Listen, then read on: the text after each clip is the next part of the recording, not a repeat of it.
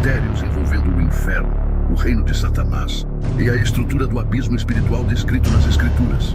Em tempos em que as trevas parecem se espalhar com facilidade, cresce também o interesse sobre o castigo eterno, sobre o que há por trás da cortina do visível e sobre o que aguarda os rebeldes espirituais nos últimos dias. A Bíblia não silencia sobre isso. Ela revela camadas profundas, descrições espirituais impressionantes e verdades que foram deixadas para aqueles que têm olhos para ver. No mais profundo do abismo, além de toda a dor humana, além de qualquer tormento já conhecido, está a prisão reservada para aquele que desde os céus se rebelou contra Deus. Este lugar não é simbólico, nem fruto de imaginação mitológica.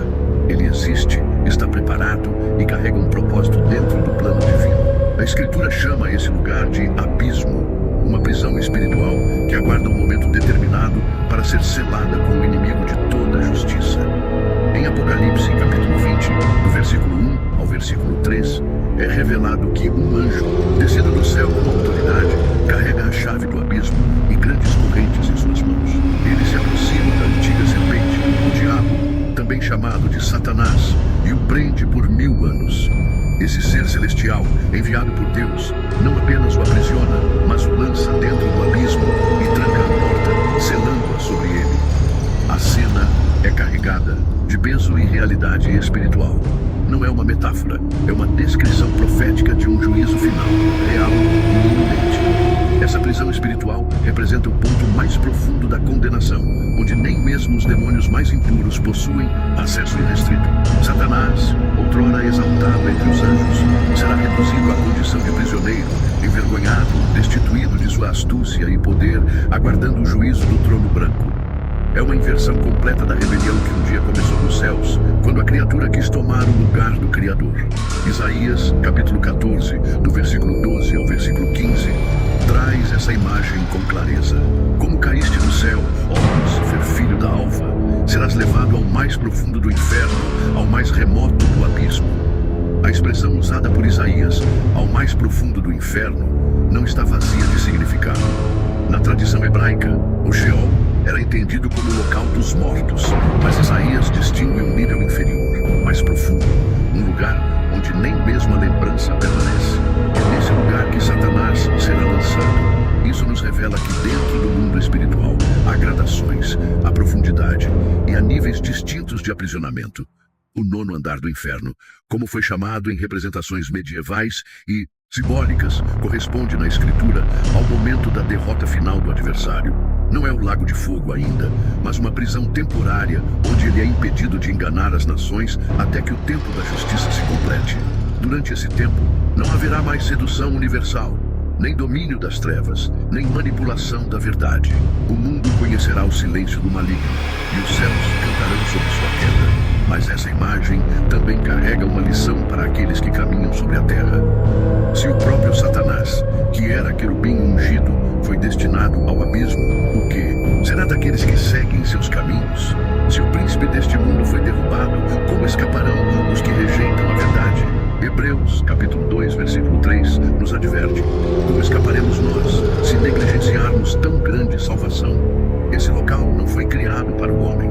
Jesus deixa isso claro em Mateus, capítulo 25, versículo 40. E ao dizer que o fogo eterno foi preparado para o diabo e seus anjos. Porém, ao escolher rejeitar a luz e abraçar as trevas, muitos se alinham com o destino daqueles que se rebelaram, não por vontade de Deus, mas por decisão própria. O inferno, e especialmente o abismo, não é uma ferramenta de punição caprichosa, mas o reflexo de um afastamento consciente da glória. O abismo também é mencionado em outros trechos das Escrituras como local de onde demônios não querem ser lançados. Em Lucas, capítulo 8, versículo 31. Os espíritos malignos que habitavam no homem gadareno imploraram a Jesus que não os enviasse para o abismo. Isso mostra que eles reconhecem esse local como real, terrível e já preparado. Eles o temem e por isso tentam escapar a qualquer custo. O mais impressionante é que mesmo esse lugar de dor e humilhação extrema está sob o controle de Deus. O anjo que prende Satanás não age por conta própria. Ele desce com a chave, que simboliza autoridade legítima. Nada nesse reino acontece sem que o Senhor tenha determinado. Isso quer quebra qualquer narrativa que apresente o inferno como domínio soberano do diabo. Ele não reina no inferno. Ele será prisioneiro dele. Essa verdade confronta a ideia popular e distorcida de um inferno onde Satanás governa e castiga. Pelo contrário, ele será castigado, julgado e condenado. A imagem correta, bíblica e fiel é a de um reino de trevas, sujeito ao poder absoluto de Deus, que governa sobre vivos, mortos e eternidade. Romanos, capítulo 14, versículo 9, declara que Cristo morreu e ressuscitou para ser Senhor tanto dos mortos como dos vivos. E ao entendermos essa prisão espiritual, passamos a enxergar com mais clareza o plano da salvação. Pois se existe um lugar assim, se há um fim determinado para o pai da mentira, então há também um convite urgente para todos os que ainda andam na luz da vida. A cruz se torna ainda mais gloriosa diante do terror do abismo. A graça se torna ainda mais poderosa diante do peso da condenação. E a urgência da escolha eterna se torna impossível de ignorar.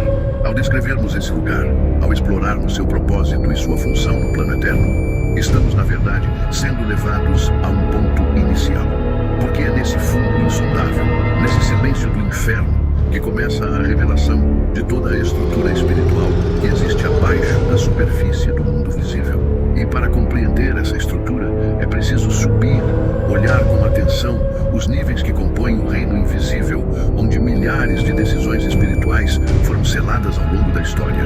É nesse momento que a narrativa deixa para trás a prisão final de Satanás e nos conduz aos corredores ocultos do abismo, onde outras criaturas igualmente caídas aguardam seu próprio juízo, pois o inferno, como revelado nas Escrituras, é mais profundo, mais complexo e mais estruturado do que jamais ousamos imaginar. A estrutura do reino sombrio.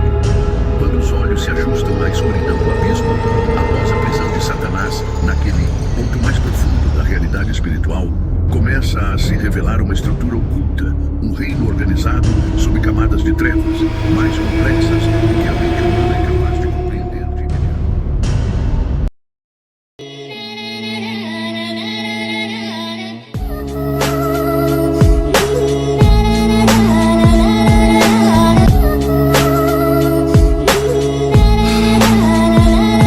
Descorre o rosto, gosto amargo de uma profissão de fé, coração que aperta e flerta com a vontade de gritar. Ouço vozes no deserto clamando uma viva lista, mas dessa vez eu sei que não é a de João Batista. Não na pista, risca agora 21 nomes na lista. Bateram